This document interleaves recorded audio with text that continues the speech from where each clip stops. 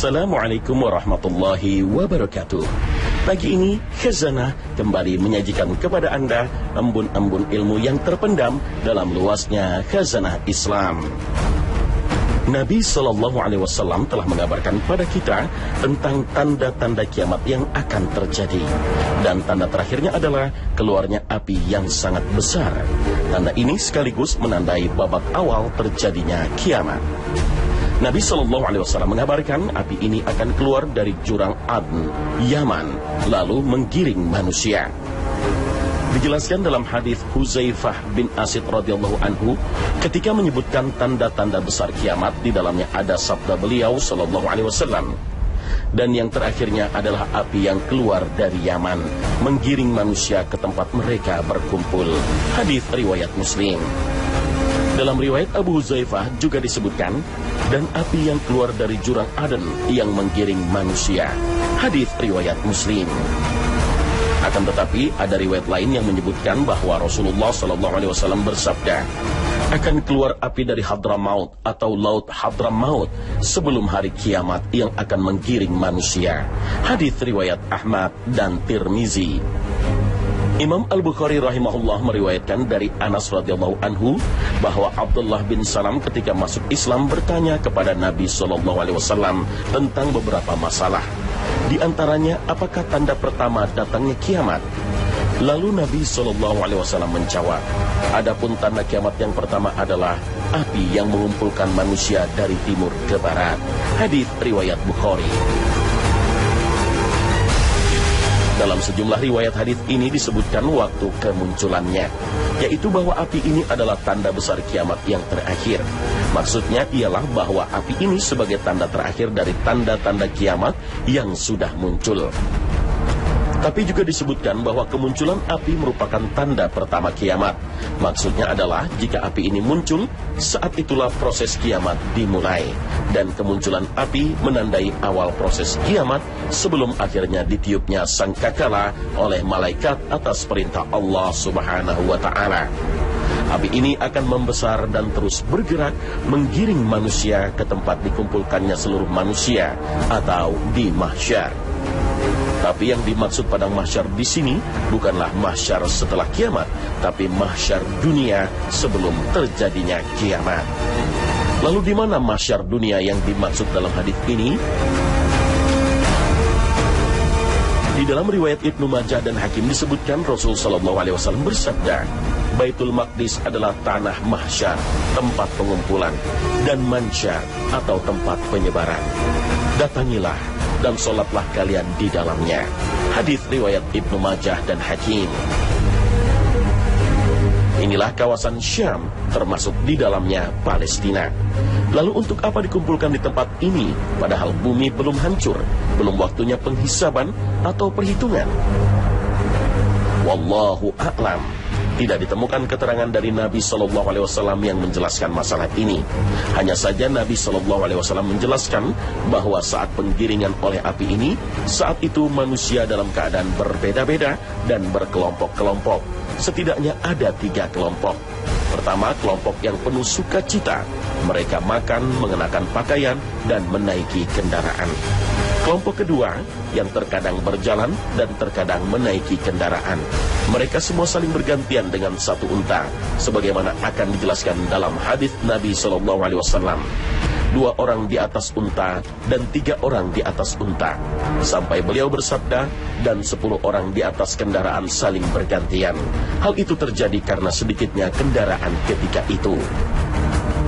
Ketiga, kelompok yang digiring oleh api. Mereka digiring api dari belakang dan dari segala penjuru ke tempat mereka dikumpulkan. Barang siapa terlambat, maka ia akan dimakan oleh api. Cara seperti inilah yang disebut Nabi SAW dalam hadis-hadisnya.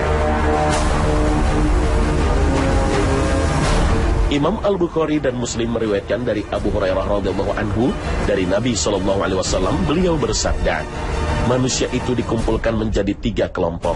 kelompok orang yang bersukaria, kelompok yang merasa takut, dan kelompok di mana 2 orang di atas unta, 3 orang di atas unta, 4 orang di atas unta, dan 10 orang di atas unta, dan selebihnya digiring oleh api.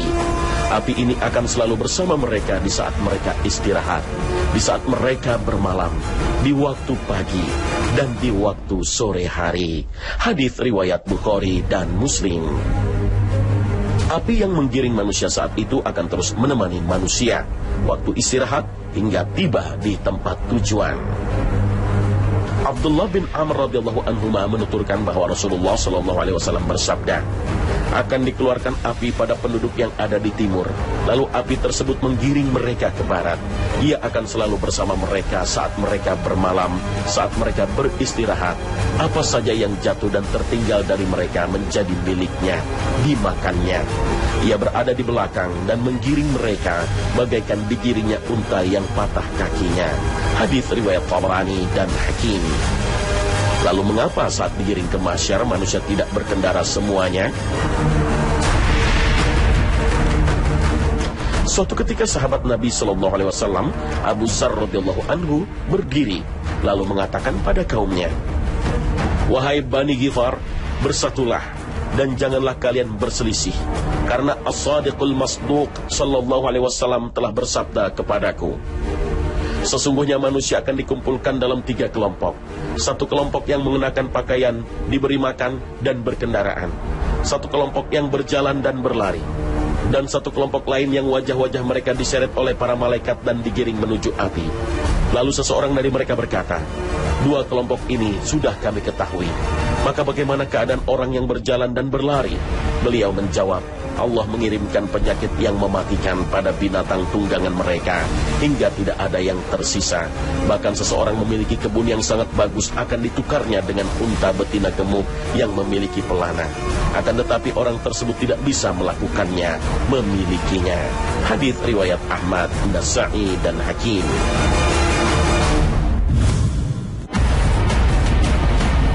Pemirsa Khazanah, kemunculan api dari negeri Yaman akan didahului kemunculan sejumlah peristiwa yang sekaligus menjadi tanda besar kiamat. Peristiwa ini diantaranya adalah munculnya binatang dari perut bumi. Binatang ini akan mendatangi manusia dan berbicara kepada seluruh manusia yang ada. Fenomena hewan berbicara sebenarnya sudah pernah terjadi pada masa Rasulullah sallallahu alaihi wasallam. Suatu hari ada seekor serigala yang berusaha memangsa seekor kambing. Ketika serigala itu menangkap buruannya, datanglah sang penggembala. Saat melihat ternaknya akan dimangsa oleh serigala, si penggembala langsung merebutnya kembali. Ketika hewan buruannya terlepas dari cengkramannya, terjadi peristiwa yang aneh. Serigala itu tiba-tiba berbicara kepada penggembala, "Tidakkah engkau bertakwa kepada Allah? Engkau telah merampas dariku suatu rezeki pemberian yang Allah berikan kepadaku."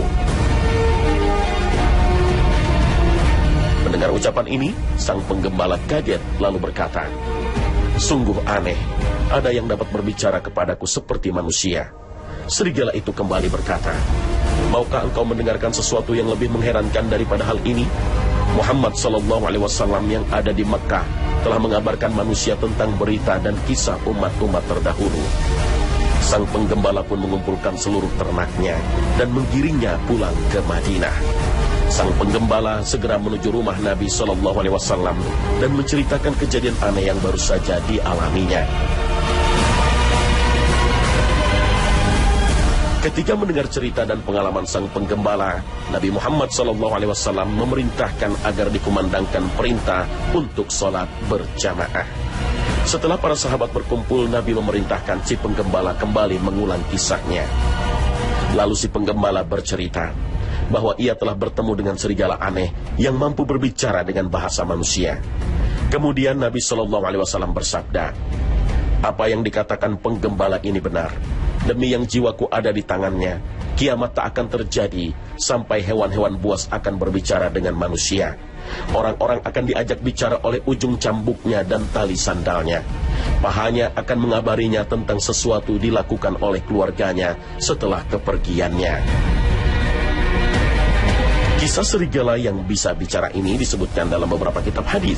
Di antaranya adalah Al-Musnad karya Imam Ahmad, dan kitab Al-Mustadrak ala As-Sahihain karya Imam Al-Hakim serta Dalail An-Nubuwah karya Imam Baihaqi. Tentu kita akan merasa aneh ketika mendapati binatang yang mampu berbicara dengan manusia dengan bahasa yang sama. Tapi jika Allah telah berkehendak atas segala sesuatu pada makhluknya, pasti akan terjadi. Serigala yang bisa bicara akan sama anehnya dengan tangan dan kaki yang akan berbicara dan bersaksi kelak di hari akhirat. Hal ini pun pasti akan terjadi. Maka jadikanlah ini sebuah peringatan, karena sesungguhnya Allah mampu merubah apapun pada makhluknya. Fenomena hewan bicara mengingatkan akan peringatan Nabi SAW kepada kita bahwa peristiwa itu merupakan tanda besar akan terjadinya hari kiamat. Bahkan saat binatang itu muncul, pintu taubat telah ditutup oleh Allah Subhanahu wa Ta'ala. Rasulullah SAW bersabda, sesungguhnya tanda-tanda kiamat pertama yang akan terjadi adalah terbitnya matahari dari tempat terbenamnya dan keluarnya seekor binatang kepada manusia pada waktu duha. Yang manapun di antara dua hal ini akan duluan terjadi, maka yang keduanya akan terjadi dalam waktu yang dekat. Hadis riwayat Ahmad, Muslim, Abu Daud, dan Ibnu Majah. Al-Hafiz Ibnu Hajar memperkirakan binatang bumi tersebut akan muncul pada hari terbitnya matahari dari barat. Lebih lanjut, Ibnu Hajar menegaskan ketika matahari terbit dari barat tertutuplah pintu taubat. Maka keluarnya binatang bumi tersebut akan mengungkap seluruh manusia siapa di antara mereka yang mukmin dan siapa yang kafir. Apakah matahari terbit dari barat dahulu ataukah munculnya binatang yang bicara? Yang jelas munculnya salah satu dari keduanya yang lebih dahulu menjadi tanda ditutupnya pintu taubat oleh Allah Subhanahu wa Ta'ala. Binatang yang bisa bicara yang telah dijanjikan Allah akan keluar di akhir zaman ini memiliki ciri-ciri seperti yang disebutkan dalam sebagian riwayat, yaitu seekor binatang yang besar, berbulu panjang, berbulu roma pendek dan halus, dan mempunyai beberapa kaki. Bentuknya besar, tapi tidak ada keterangan seberapa besarnya. Wallahu a'lam. Cukup bagi kita untuk meyakini saja bahwa binatang bumi benar-benar akan keluar di hari kiamat nanti berdasarkan firman dari Allah Subhanahu wa Ta'ala. Dan apabila perkataan telah jatuh atas mereka, kami akan mengeluarkan seekor binatang melata dari bumi yang akan mengatakan kepada mereka bahwa sesungguhnya manusia sudah tidak yakin kepada ayat-ayat kami. Al-Quran Surah An-Naml ayat 82. Saat binatang itu muncul, apa yang dilakukan dan dikatakan oleh binatang itu? Sejumlah sumber menyebutkan binatang itu akan bicara pada manusia, bahwa sesungguhnya manusia sudah tidak yakin dengan ayat-ayat Allah. Dia akan memberikan tanda-tanda atau cap di tiap-tiap wajah manusia. Tanda-tanda itu akan membuat wajah orang mukmin bercahaya dan akan menggelapkan wajah orang-orang kafir. Siapapun akan dijumpai oleh binatang itu, bahkan orang-orang yang berada di masjid yang paling terjaga dan terhormat, yaitu Masjidil Haram. Ia tidak akan berhenti dari kejaran mereka. Ia akan memekik, bersuara antara makam Ibrahim dengan Hajarul Aswad Ka'bah sambil menebarkan tanah dari kepalanya. Kemudian ia menghadap ke timur dan mengeluarkan suara keras yang melampaui segala penjurunya. Kemudian ia menghadap ke barat dan melakukan hal yang sama. Hal itu menyebabkan manusia terpisah darinya secara bersama-sama, cerai-berai, dan dengan berkelompok. Sedangkan satu kelompok dari kaum muslim akan tetap bersiteguh, dan mereka telah mengetahui bahwa ia adalah binatang Allah, sedangkan mereka tidak akan dapat mengalahkan Allah.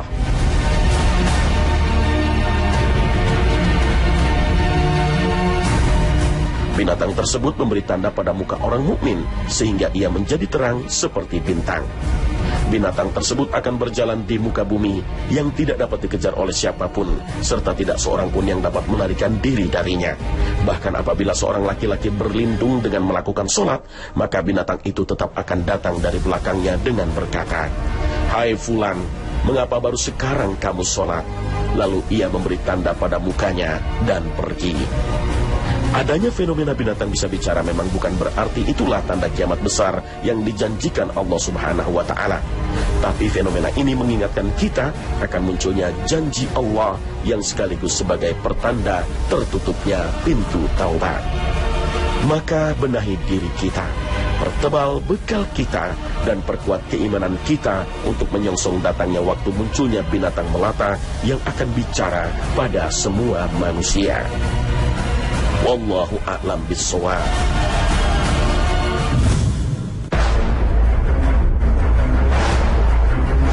Pemirsa Khazanah, selain binatang bumi yang akan muncul dari perut bumi menjelang detik-detik terjadinya kiamat, ada juga kabar yang menyebutkan saat itu akan muncul dukhan atau asap.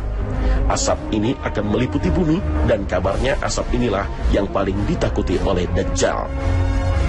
Pencantuman ad-dukhan yang berarti asap sebagai nama surat ke-44 dalam Al-Quran mengindikasikan seriusnya ancaman ini akan datang pada umat Nabi Muhammad SAW sebagaimana disebutkan dalam Al-Quran. Maka tunggulah hari ketika langit membawa asap yang nyata yang meliputi manusia. Inilah azab yang pedih. Al-Quran surah Ad-Dukhan ayat 10 hingga 11. Imam Tabrani menyebutkan peringatan Rasulullah SAW tentang ad-dukhan atau asap ini bersanding dengan bahaya dabbah atau binatang melata yang keluar dari perut bumi dan Dajjal. Tanda-tanda ini merupakan tanda besar hari kiamat. Rasul Muhammad SAW mengingatkan, sungguh Rabbmu telah memperingatkanmu akan 3 hal. Ad-dukhan, asap yang akan mengakibatkan orang mukmin demam dan orang kafir melepuh sehingga keluar asap dari telinganya. Kedua adalah dabbah dan ketiga adalah Dajjal. Hadis riwayat Tabrani. Penyebutan hadis secara urut ini mengindikasikan tahapan-tahapan dari 3 tanda-tanda kiamat besar tersebut. Diawali dengan dukhan atau keluarnya asap, kemudian binatang bumi, selanjutnya Dajjal. Lalu apakah kemunculan asap kelak akan membahayakan manusia dan berdampak pada kehidupan makhluk hidup di bumi? Atau memang ini sebagai azab bagi manusia? Kemunculan asap ini telah diingatkan Allah Subhanahu wa Ta'ala dalam firman-Nya. Tetapi mereka bermain-main dalam keraguan-raguan, maka tunggulah hari ketika langit membawa asap yang nyata. Al-Quran surah Ad-Dukhan ayat 9 hingga 10. Terkait dengan kemunculan asap ini, Abdullah bin Abbas suatu ketika tidak bisa tidur semalam suntuk. Lalu dia menceritakan kenapa ia tidak bisa tidur. Karena mendengar kabar bahwa bintang yang mempunyai ekor telah muncul. Lalu Ibnu Abbas mengutarakan kekhawatirannya. Aku khawatir ad-dukhan atau asap telah muncul, maka aku tidak tidur hingga subuh.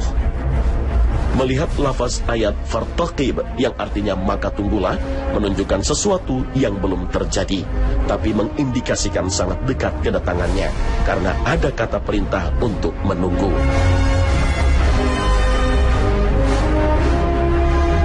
Ibnu Katsir menjelaskan, hantaman meteor mengakibatkan kabut asap dan peningkatan suhu bumi. Orang beriman dilindungi dari mara bahaya tersebut. Kalaupun mereka terkena dampaknya, hanya berupa flu dan demam saja. Adapun dampak bagi orang kafir akan melepuhkan kulitnya, sehingga dari telinganya pun mengeluarkan asap. Munculnya dukhan atau asap yang menandai detik-detik menjelang hari kiamat ini sekaligus mengingatkan kita agar selalu mendekatkan diri kepada Allah Subhanahu wa Ta'ala dan segera kembali dan bertaubat sebelum semuanya terlambat. Rasul sallallahu alaihi wasallam mengingatkan kita, bersegeralah berbuat baik sebelum datangnya 6 perkara: Dajjal, dukhan, binatang bumi, terbitnya matahari dari barat, kiamat, dan kematian salah seorang dari kalian. Hadis riwayat Muslim. Wallahu a'lam.